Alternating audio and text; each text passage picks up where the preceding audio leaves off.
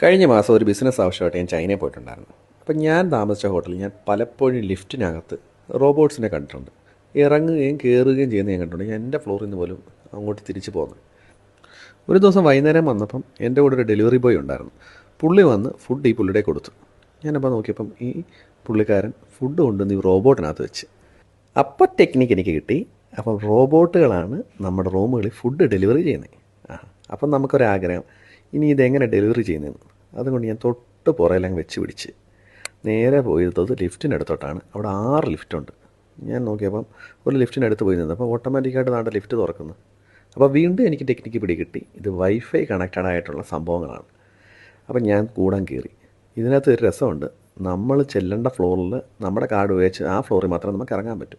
റോബോട്ടിൻ്റെ കൂടെ ആയതുകൊണ്ട് ഇത് 23rd ഫ്ലോറിൽ ഇറങ്ങി ഞാൻ കൂടങ്ങ് വെച്ച് പിടിച്ച്. ദൂരേന്ന് എനിക്ക് കേൾക്കാമായിരുന്നു ആ റൂമിലെ ബെല്ലടിക്കുന്നത്. അപ്പോൾ അതും വൈഫൈ കണക്റ്റഡ് ആയിരിക്കും. ഇതാ പുള്ളി ഇറങ്ങി വന്നു, പാസ്വേഡ് അടിച്ചു. പാസ്വേഡ് അടിച്ചപ്പോൾ ദാണ്ട വീണ്ടും ഫുഡിൻ്റെ ആ 2 ട്രെയും തുറന്ന് പുള്ളി ഫുഡൊക്കെ എടുത്ത് പുള്ളി എന്നെ ഒന്ന് നോക്കി. അപ്പം ഞാനും നോക്കി ചിരിച്ച്. ചൈനക്കാരൻ തന്നെ അല്ലേ, അത് കണ്ട അടച്ച് കഴിഞ്ഞതും ദാ അത് വെച്ച് പിടിക്കുന്നു. ഞാനും കൂടെ പോയി. എന്നാലല്ലേ ലിഫ്റ്റിൽ കയറിയിട്ട് ഗ്രൗണ്ട് ഫ്ലോറിൽ ഇറങ്ങാൻ പറ്റൂ. എനിക്ക് മറ്റോടത്തോട്ട് ആക്സസ് ഇല്ലല്ലോ. ഇറങ്ങിക്കഴിഞ്ഞപ്പോൾ നമ്മുടെ മലയാളികളുടെ തനി സ്വഭാവം ഞാനിങ്ങെടുത്ത്. ഒരു ഒബ്സ്ട്രക്ഷൻ ഉണ്ടെങ്കിൽ ഇവളെങ്ങനെ ബിഹേവ് ചെയ്യുന്നു നമുക്കൊന്ന് അറിയണമല്ലോ.